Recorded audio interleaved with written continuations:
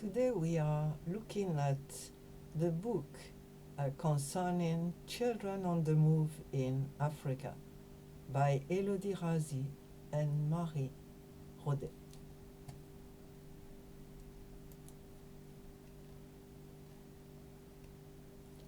This multidisciplinary work, bringing together historians, anthropologists, and psychologists, addresses the migration of children and adolescents in Africa between the 19th century and the independence. It was born from a series of workshops and discussions organized between 2009 and 2016. This offers an overview of the subjects, drawing on numerous documents such as colonial archives, government reports, personal letters, interviews, child narratives, oral literature, and novels, and it recounts the multiple experiences that have marked the migrants. It's divided into three parts. The first differs from previous studies by emphasis not only on the vulnerability of these children, but on the strength of their personal choices in the matter. The second part demonstrates the extent to which childhood migrations informed adult life, and the third underscores the link between mobility, imagination, and contribution to nation building. 13 authors collaborated on the book, representing the African continent, Europe, the States, and Canada. There is a wide variety of approaches with a common interest in history, social mobility, childhood, and minorities. The area covered by these studies is West Africa, the Horn of Africa, and South Africa.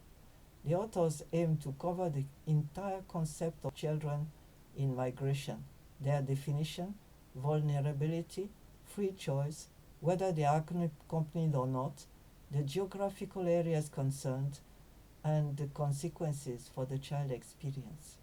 The book examines a variety of personal experiences spanning more than a century to demonstrate how national and supranational context inform the experience of these young people. Migration is understood as a change of place of residence, temporary or permanent, outside the usual place of life, and fostering as the implementation of collective responsibility towards the child, the community, and not only the biological parents, in the education of the minor. The authors have addressed the question of education seen as the learning of intellectual skills, but also domestic and cultural skills, those of identity formation, and the development of child protection regimes and practices to which this experience have resulted. Awareness of mobility appeared in the 1950s and 60s with the development of urbanization. The concept of migrant child is to be placed in the context of the global migration of minors currently evolving from the status of unaccompanied minor to that of isolated minor, associated with the notions of itinerance and uprooting. These migrations have so far been poorly documented, with blurred boundaries between fostering, slavery, alliances, work, and child landing. This anthology of youth migration, whether forced or chosen, linked to education, fostering, agric work, job search, the desire for civil service, the desire for discipline of difficult children, or slavery and human trafficking, sometimes combines the child slave exploited orphan trajectories. It places these movements in their historical context and within the framework of the significant intra-African and international migration movement of the last 2 centuries. The book aims to distinguish itself from the dominant studies in this field, which present young victims or rebels by highlighting the voices of children and emphasizes their active role.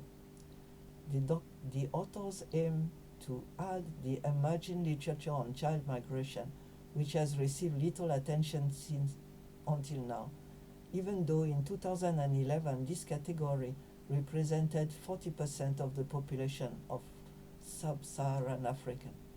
The perspective adopted here is that of the long-term and micro level of individual trajectories. Detailed studies across several fields highlight the complexity of decisions to make the move, often voluntary, the importance of family and the entourage in trajectories, and the influence of social and clan network on these decisions, and the difficulties faced by colonial authorities in the face of these practices which they did not understand. The first chapter illustrates this approach by examining a little-known situation dating from the first half of the 19th century, following the offer of the foundress of the First Sisters of the Saint Joseph de Cluny. 22 young Senegalese men, aged 7 to 13, were sent to the Orders Mother House in France to continue their studies and religious commitment. This project was unfortunately unsuccessful, hampered by several deaths from tuberculosis. Migration was an opportunity for these children to free themselves from the guardianship of their families and make major decisions about their lives on their own, relying on colonial, religious, and educational structures. The second chapter deals with the trafficking of young girls in southeastern Nigeria, in Igbo, Ibibio, Ijo, and Efik countries during the colonial era. Child marriages, theft, prostitution, and the transfer of girls from their parents to guardians.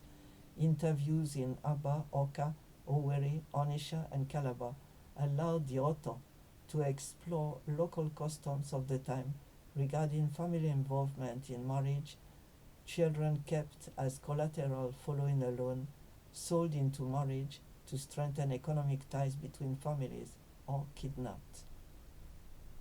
These studies shed light on the mechanism of child formation, the impact of migration on notions of work, age, and gender, the relationship to language and regional or national identity, and on relationships with others. The problems and encounters are also considered, such as non-integration into the host family, mistreatment, difficulties with social mobility. Migration is considered here above all as an apprenticeship for adult life, and the early development of survival mechanism is considered by most to be integral to the socialization of the child. The richness of the work lies above all in the fact that it addresses, based on first-hand accounts and archival documents, situations largely ignored by research, its questioning of accepted definitions, its choice to anchor its approach to the concept of childhood, youth, and education in the African cultural context, and to highlight the differences in this regard between Western and African values and ideals, another great quality of this work.